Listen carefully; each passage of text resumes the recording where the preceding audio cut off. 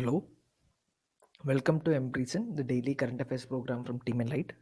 Today, 7th July, we'll be discussing three topics. One is regarding the governor appointments that you've seen the first page of Hindu. We'll discuss in the prelims and mains point of view.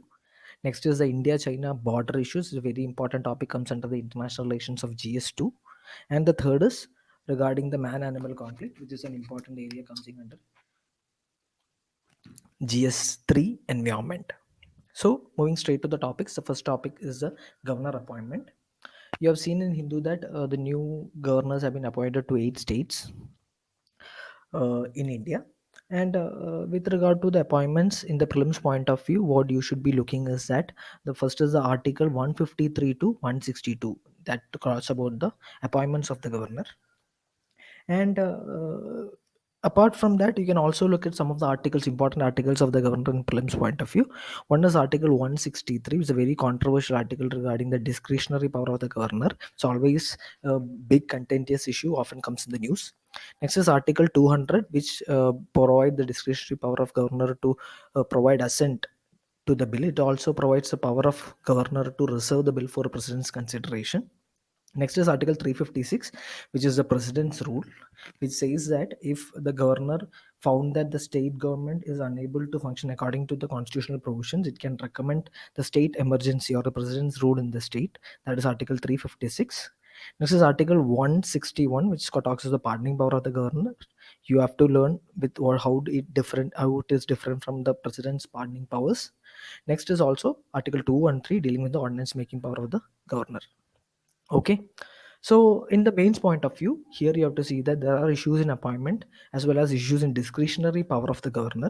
So this discretionary powers of the governor we will discuss in another video. Today we'll be discussing the appointment since it was in news. So the basic issues with regard to the appointment here is, one is the governor is appointed as an agent of center.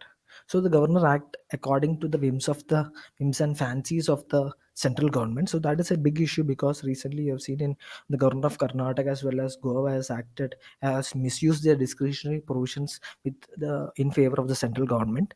So that was in news recently. Similarly, in the Delhi, the power tussle between the lieutenant governor and uh, the government of Delhi, ongoing issue that often comes in news. So that's also a question of appointments comes there. Even the present issues in Lakshadweep, you can quote it as the administrator appointed recently by the central government has been very controversial. So the primary problem here is that there is no qualification prescribed for the governor. Similarly, there is no fixed tenure for the governor. So these are the fundamental issues. And in order to have a way forward, or what are the recommendations in this regard, is that one is the Sarkaria Committee recommendations. Sarkaria Commission says that first is regarding the consultation.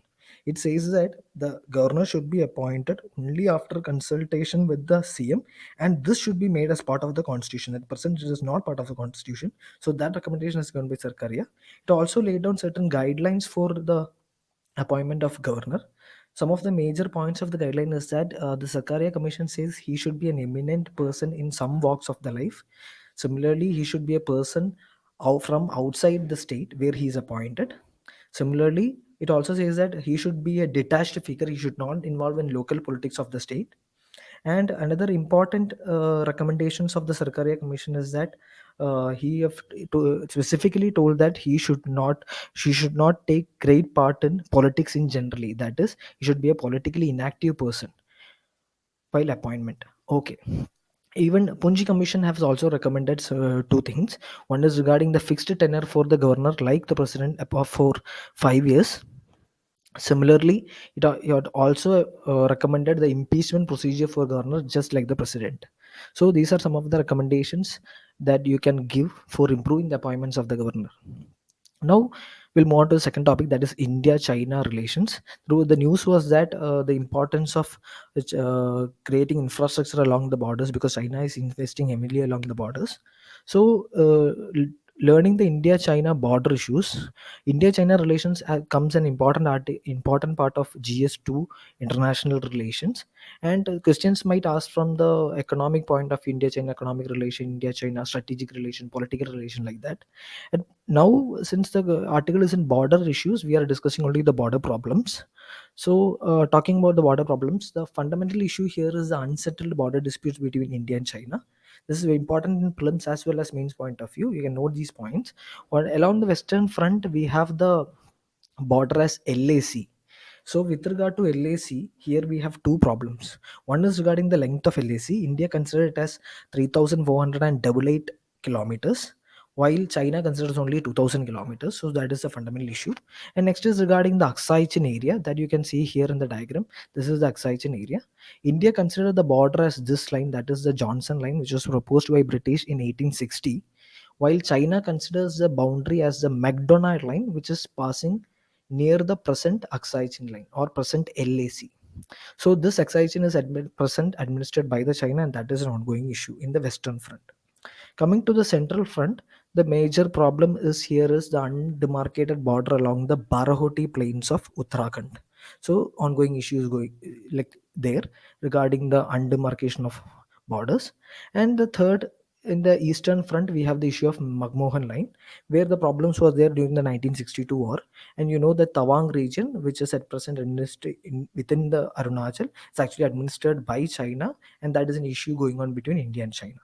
So these are the broad problems. Now, coming to the next issue is the Chinese construction or infrastructure creation along the borders. So talking about that, first you can talk about the one belt one road initiative of China, and as a part of it they are constructing the China Park economic corridor.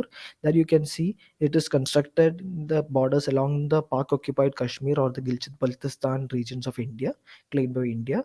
So this is a big issue with regard to boundaries between India and China. And second major issue which came in news recently is the railing construction of China along the borders. So this is facilitating easy movement of forces as well as amenities for China to fight against India.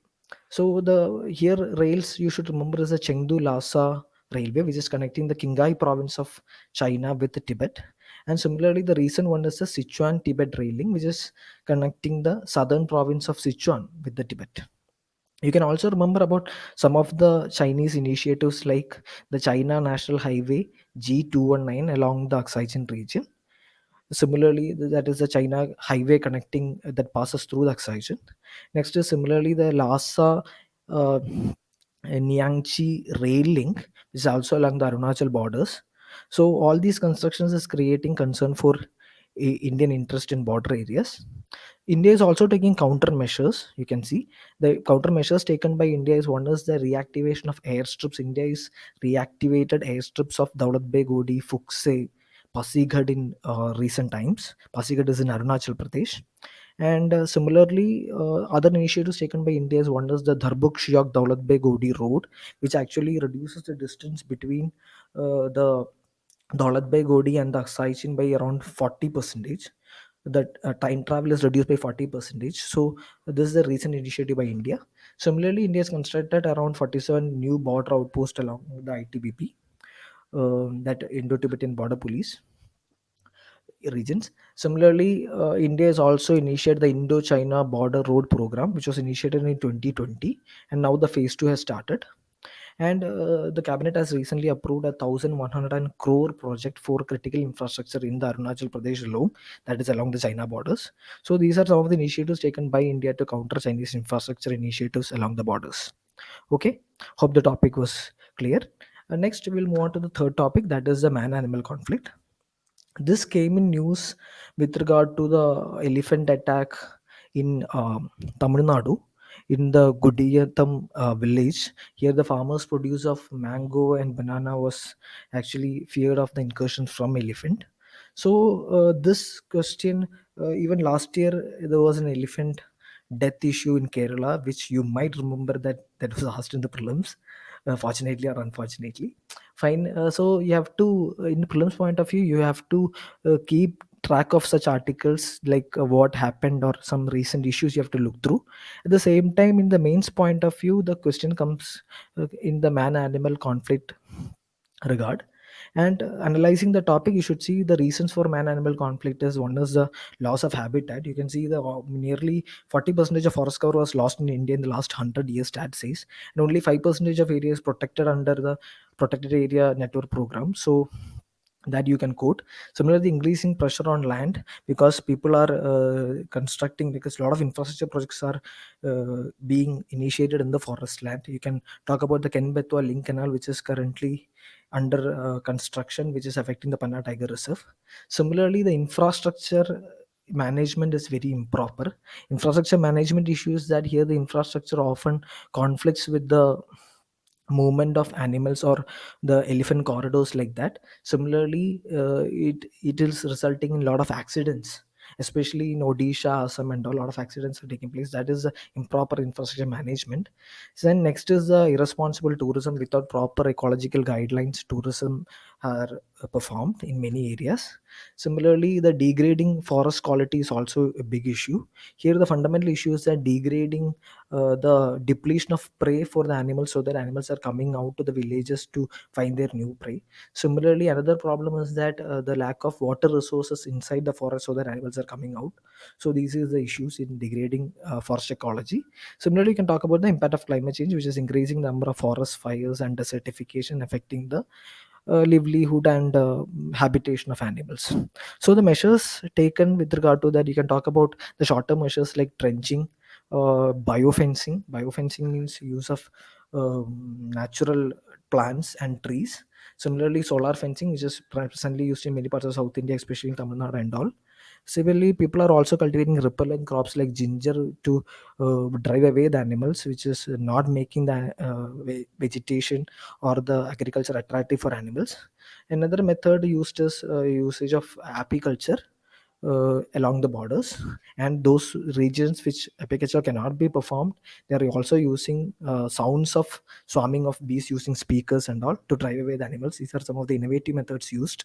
And in long term, you can say that what need to do is we need to sensitize the people who are living along the forest areas in order to avoid man animal conflict. You can talk about the Kashmir model, where a lot of NGOs and research groups are involved in sensitizing the people, so that to avoid the man animal conflict. So this you can remember and quote. And similarly, the long term, our aim should be the resource replenishment, integrated watershed management in forest areas, so that the water qualities are maintained in forest and there is less chance of man animal conflict. And similarly, the protection of the sensitive areas needs to be ensured. Like we need to properly implement the Madhav Gadgil report and all. We need to can say that. Similarly, you can talk about the National Forest Policy draft of 2018, which calls for long-term protection of the habitat to avoid man-animal conflict. So these are some of the initiatives you can talk to avoid the man-animal conflict. Okay. So hope the three topics were clear to you. Thank you and have a great day.